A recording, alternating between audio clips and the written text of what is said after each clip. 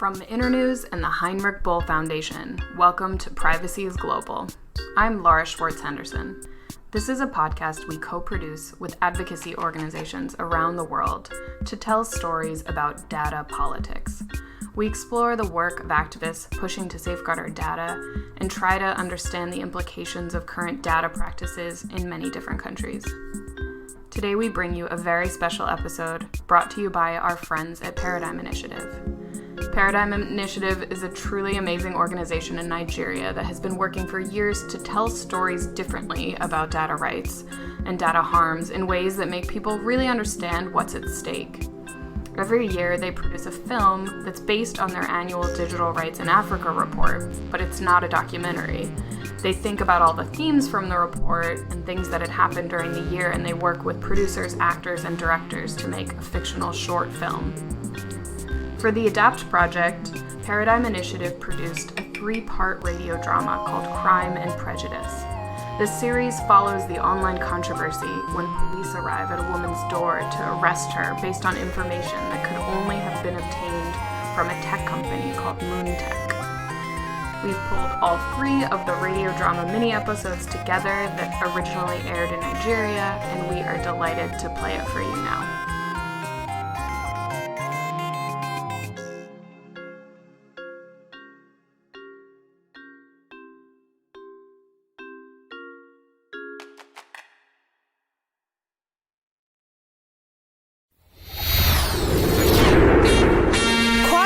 Prejudice is an audio series by Paradigm Initiative on the importance of digital data rights, privacy, and data protection. On today's edition of Crime and Prejudice, nobody is safe. Okay, I already said I was coming. Yes? Good day, madam. Good day, sir. Can I help you? I am Detective Briggs, and these are officers Udo and Pratt. We are with the NCPC. Good day. NCPC? Yes, please. We would like to see Dr. Ewem. Is he around? Huh? Your husband would like to see him. I am Dr. Ewem. Oh, well, doctor, you've been invited to our headquarters for a chat. A chat? I'm sorry. Are you sure you don't have the wrong address or something? Did you not just confirm that you are Dr. Ewem, Dr. Sydney Ewem? Yes, but this has to be a misunderstanding because how am I being invited by the NCPC? What is the chat about? I think you would find the details you are looking for in here. I see. 1 minute, I need to make a phone call. Crime and Prejudice. What happened to Call Prof in her own home is one of the many reasons to be scared of living in this country. It's actually a shame. I would say it's unbelievable. But yeah, it happened. So sad. What happened? Someone, please tell me. She posted about it. The NCPC tried to arrest her under the guise of inviting her for a chat. But luckily, she was able to avoid going. And so now, they're launching an investigation against her. For what? Who really knows? But according to her, they claim there had been some suspicious activities related to her company or something. Oh, indeed. These people are no longer ashamed. They should just say that they are trying to frustrate our activism and boarding our political efforts with full chest. Right. I just knew it.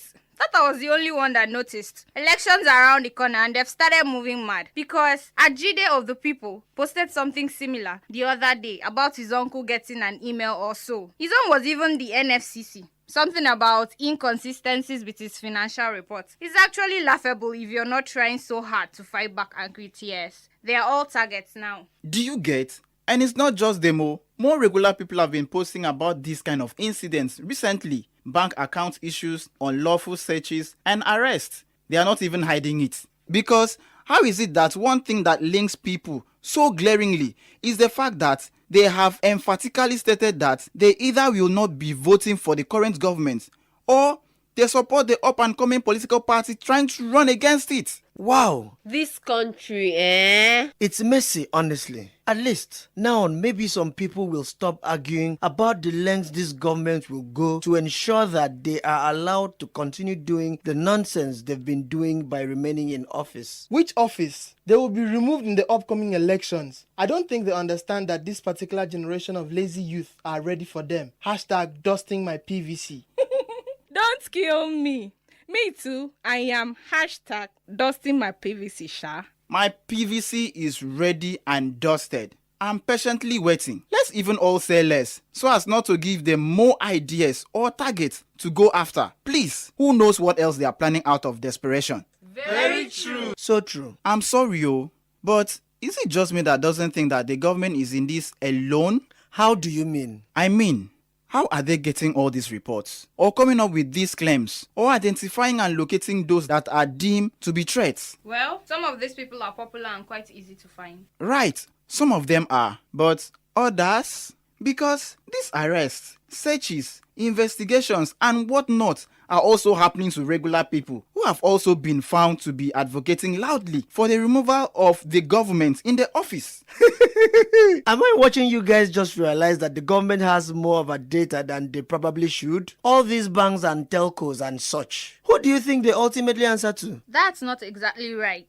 They don't answer to the government. Let's be careful not to spread misinformation, please. Officially, they don't, but there are certain provisions and situations provided by law that allow them to provide more personal data to the government. They shouldn't even, but they do. Especially since they don't want to get on the bad side of the government or to protect whatever arrangements they make with them in their business interests. Wow, if they are in fact doing this, they are wrong. Of course they are, because I bet you, if you dig around a little, you will discover that all these people that have had this experience recently, at least most of them are also using either the same service provider or financial institution or both. For example, they will provide the government with data, and then those ones will now carry out illegal surveillance into personal online activity and start to narrow down targets like those that are actively against them. Yes, all facts. And I strongly believe Moontech is a huge culprit, if not even the main one. There's been reports of them doing things like this for a while now, not just with the government. But as usual, the matter died down. I think it's high time we resume the fight with these companies, starting with the big ones like Moontech. They can't keep getting away with violations such as this. Absolutely agree. They've clearly chosen what is important to them. But we don't have to lie back and watch them endanger our lives and safety for their personal gain. Simple. Unfortunately, I don't think we can succeed in filing a class action suit against them in this country, but we can start somewhere. So, long story short. Crime and Prejudice.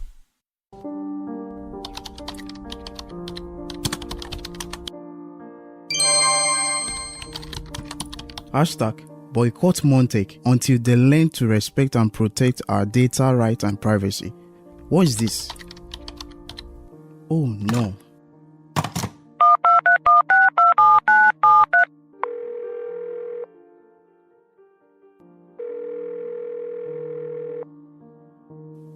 Hi, I think we might have a problem.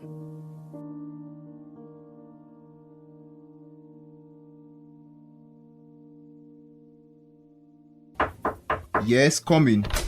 Good day, Tosan. Hey, how are you? Good, thanks. Okay, what's up? I saw your email about some social media uproar concerning us. Yes, people are linking recent spate of illegal searches, warrants, arrests and so forth to us because they have the opinion that we sell our users' personal data to the government as well as other third parties. They say we are putting them at risk. Really? Yes, so I was wondering if you would like us to respond to that anyways.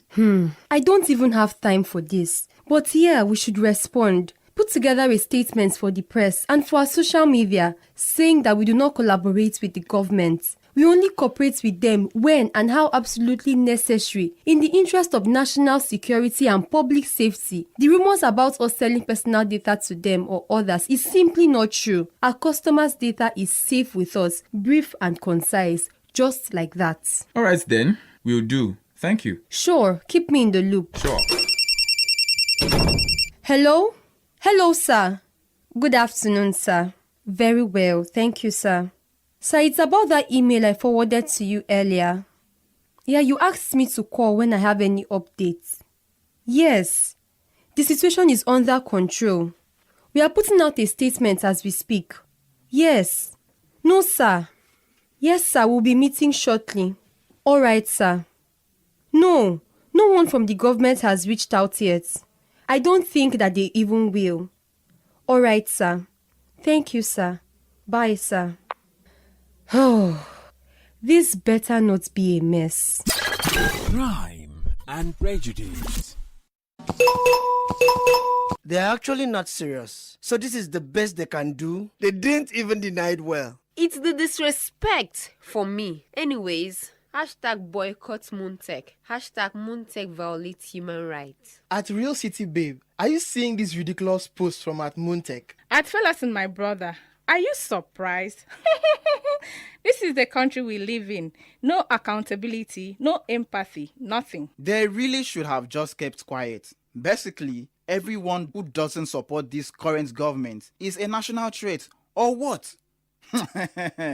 Jokers, I hope they are ready to lose customers because we are no longer playing. Oh, for sure. Of what importance are we to them? Meanwhile, I don't think we are porting from their services fast enough. Or are we? I hope so. I've definitely ported. How can such a big company think it's okay to violate the privacy of individuals that have entrusted them with their data? Didn't you guys see the post from the federal government that they liked? They said you guys basically signed away your privacy when you signed up to use these kinds of services. So, of course, they denied surveilling and harassing individuals simply because they opposed their governance. Haba, they didn't say that. They said once users agree to the terms and conditions of the service providers, they agree to having their data processed in the event of such rare cases as where crimes are being investigated. Right.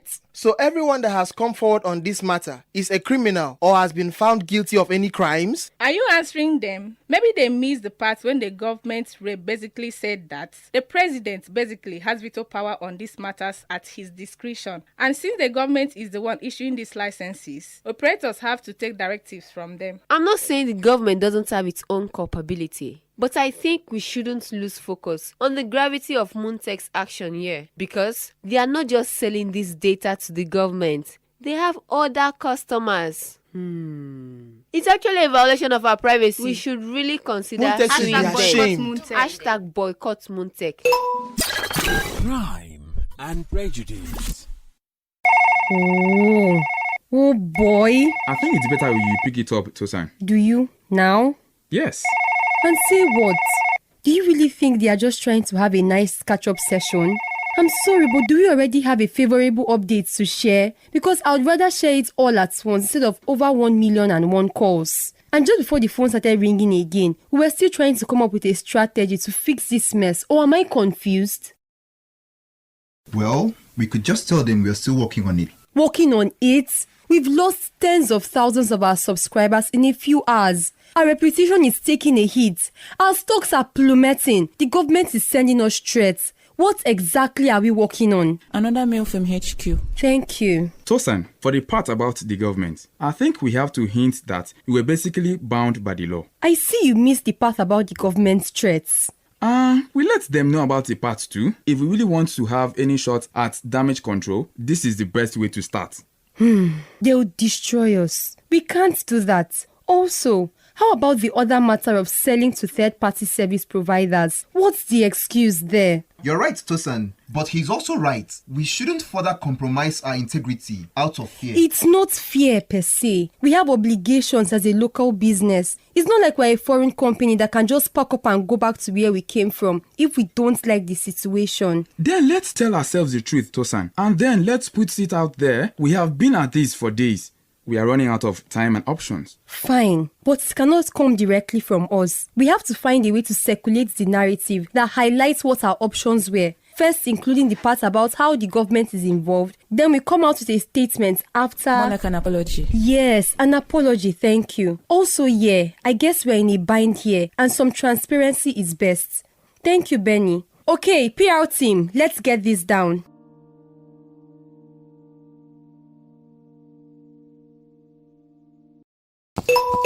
What? No! This is something else. Can you just imagine? Wahoo! Whoever did this expose needs to be protected at all costs. CT. So delicious. Sure, all of us can see now. When some of us will be speaking about the things we have heard and seen the government do, you will turn us to conspiracy theorists and resort to abusing us. These things happen. They clearly do. And all these big companies are not exempted from aiding violation and oppression. Tragic. I like how the publication didn't put anyone's name as the author of the article. Better for their safety and that of their loved ones, I beg. Very true. But just in case, let's all please make a report on reportee.africa so they hopefully don't get censored and can feel safe enough to keep publishing such investigative pieces. Elaboration, please. Reportee? Oh, sure. It's a platform where Africans can report the violations of digital and data rights as we witness them online, including breach of data, privacy, illegal surveillance, cyber stalking, cyberbullying, and so forth, even up to intellectual property and copyright infringements. Oh, nice. Cool. I'll check them out now and do the needful. Thanks. Yes, please. They also have a toolkit at ayeta.africa that proactively provides tips to safeguard digital rights defenders, journalists, for instance, as well as organizations that can help advocate for their rights. Nice one. Really enlightening. Thanks a lot. Okay, but let's even say it's really a case of Montec needing to cooperate with the government when and where necessary, or whatever they said. Is this explicitly mentioned before we share our personal data with them? Because I feel like this condition should be stated more clearly at the point of signing up. And even if it is and we missed it, are we fully aware of our choices under these terms and conditions? Do we have choices? Or maybe better still, when they get this request of cooperation from the government, for example, can they let us know what exactly they asked of them? Everything you noted is on spots at Ginger Baby. I guess we can empathize with them when necessary, knowing the kind of country we live in. But as far as the violation of our data privacy, they still did that. Government or national security matters aside, you can't just use people's data however you please. Precisely. Well said. Totally agree. What active steps have they taken, or do they take specifically in ensuring that their users and customers know their digital rights as they use their services? To be transparent with their activities as concerned with the users and customers? Surely they can do better. They haven't even come out to say anything since that their nonsense so-called statement. Right? They can do better, I beg. Because look now, why is it now that they might lose their entire business over this? That you are just learning of all this? That's this life for you. Selfish interest comes first. I won't be surprised if this anonymous investigative piece came from them, especially the part trying to pin it on the government. Hey, please, let's be careful. This is actually a very sensitive issue, and we don't want to put anyone in trouble with the government. I'm sorry, but I think they're already in trouble with the government. They should have thought about that before they got in bed with them. Now, wow. Crime and Prejudice. Come in, Benny. How are you? Fine, Tosan. Good morning. So they are still asking for that apology, huh? You have to do it, Tosan. People were harassed can still claim that we only operated on legal obligations to the government and no one's data was compromised, thus singing the same tune as the federal government, which hopefully saved us from the harassment. However, you have to agree that you could have in fact done things differently. And promise to do better going forward. Yes. Alright, we're already at the show. Might as well perform. Is that the saying? It is now. Thanks again, Benny. That's why I'm here, boss. I really hope this does it. Really, really, really hope so. Crime and Prejudice. Well, it might not mean a lot right now, especially to the people that had to go through the harassment by government officials based on the lack of data protection on the part of Montec. But maybe we can in fact give them some credits for promising to do better in the future. I think you are right. It's a decent step in the right direction. Sure, they messed up, but they had a good conscience to try to reroute their steps. It's really the least that is asked of these kinds of companies, or even one that could do. We've seen that we regular individuals do have a lot at stake. It may not be the income and reputation of some big companies that rakes in millions of naira every day, but It's our lives and livelihoods, and they did play a role in also putting us in harm's way by not capitalizing on their role and making extra sure that our data doesn't enter the wrong hands. Let's keep watching though. True. Let's also hope their counterparts take several leaves from their book and avoid this sort of scandal. Moving forward, we may not be able to change everything in our society for the better all at once, but we sure can try and start somewhere like here. The aggressive protection of our data and our digital human rights in general. That's it today on Crime and Prejudice. For more information, feedback, or comments, send a mail to media@paradigmhq.org or follow our social media pages at Paradigm HQ.